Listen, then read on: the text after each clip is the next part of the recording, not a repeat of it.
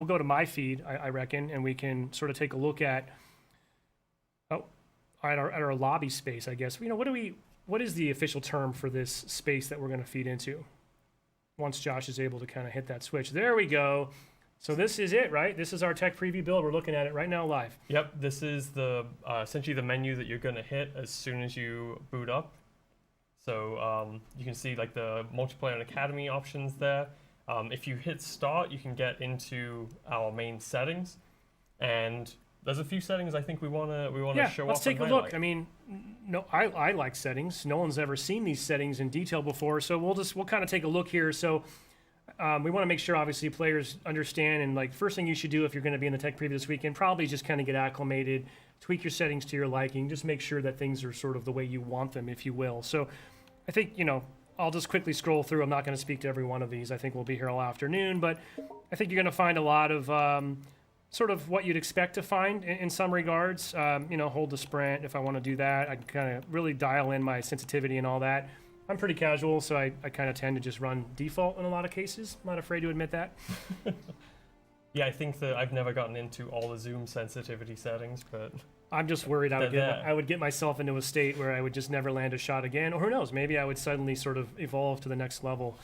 Now, keyboard and mouse players on PC, and also I believe console now supports mouse and keyboard as well, excuse me. A couple things here they might want to look at that's pretty interesting, if we can get down to it, is the fact that, triple keybinds. You have a lot of flexibility here in how you want to set up your keys.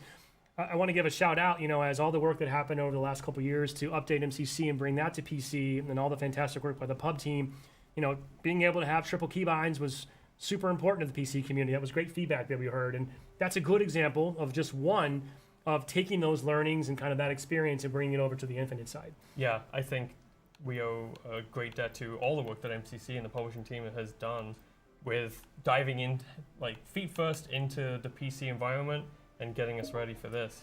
I'll hover on this one for a minute because I'm pretty sure I haven't been able to do this before in a game. Have I been able to actually just straight up drop my weapon for a teammate before?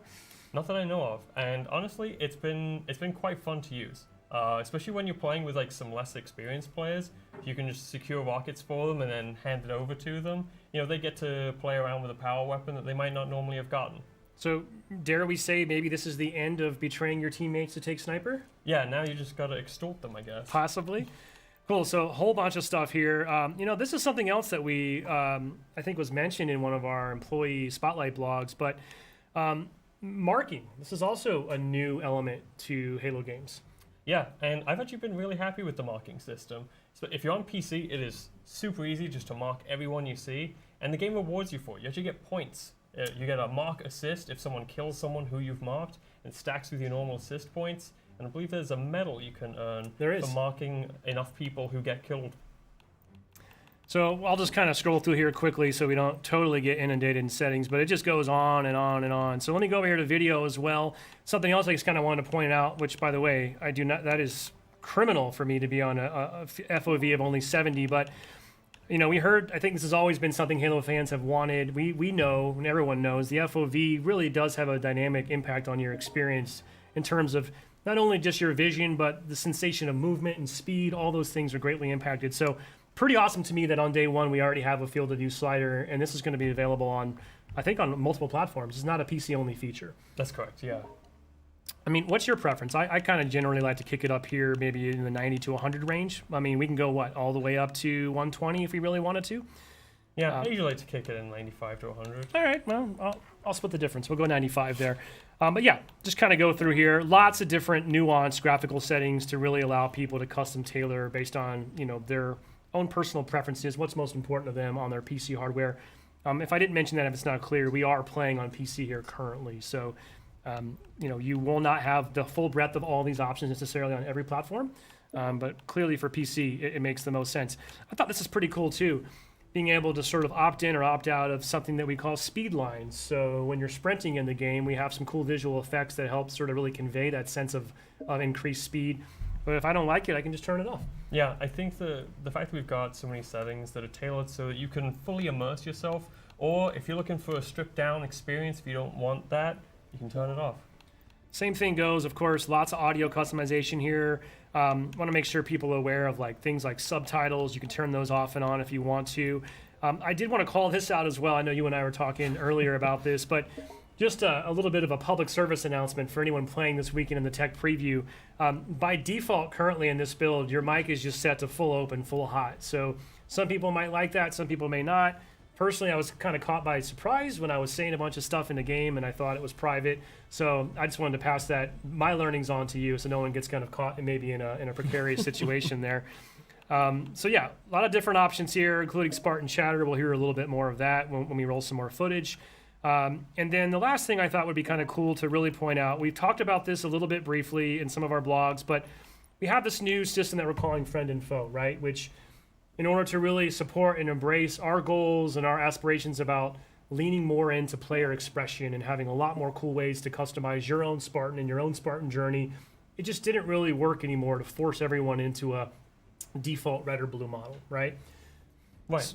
And so by default, we have red and blue outlines, but for accessibility purposes, we know that various people can't see in certain shades, so we've got a wide array of colors that you can choose for both enemies and friends, and you can also customize the folks in your fire team to be another unique color.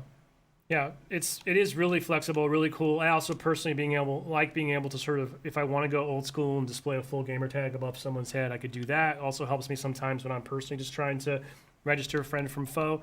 And then, I should call this out. You'll see this in the UI menu here. The theater will not be included in the tech preview, so we won't have that experience. The theater is coming back though. So, event timeline is a brand new feature. We'll talk a little bit more about that later, but you could probably surmise what that might mean in the context of the theater. And this is pretty crazy too. Weapon offsets. So people want to be able to move that stuff around, I guess. Yeah.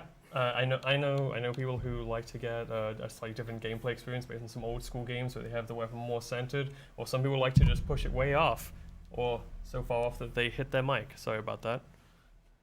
Yeah, I guess, one of the predominant themes here is just trying to give players as many options as possible to really dial in the experience to suit their personal tastes, right? Yeah, I mean, it is just a set of menus, but I'm really looking forward to hearing what people think of these settings and the things that they can put together to customize it to exactly how they want to be. I want Halo to be like the comfiest chair in your house. I like that.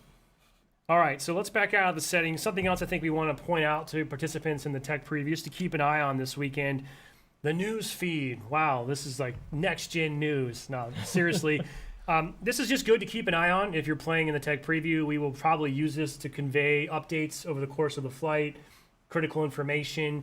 If the playlist experience evolves, we'll let people know through here, right? And I think, Sam, you wanted to specifically call this one out in particular, right? Yeah, so we've got a notification for people on PC, especially if you're using the AMD GPU. You're going to want to make sure you update to the latest driver. It is a significant performance increase for PC users on AMD GPUs. So please make sure you do that, and make sure you check out the news for that kind of attention announcement.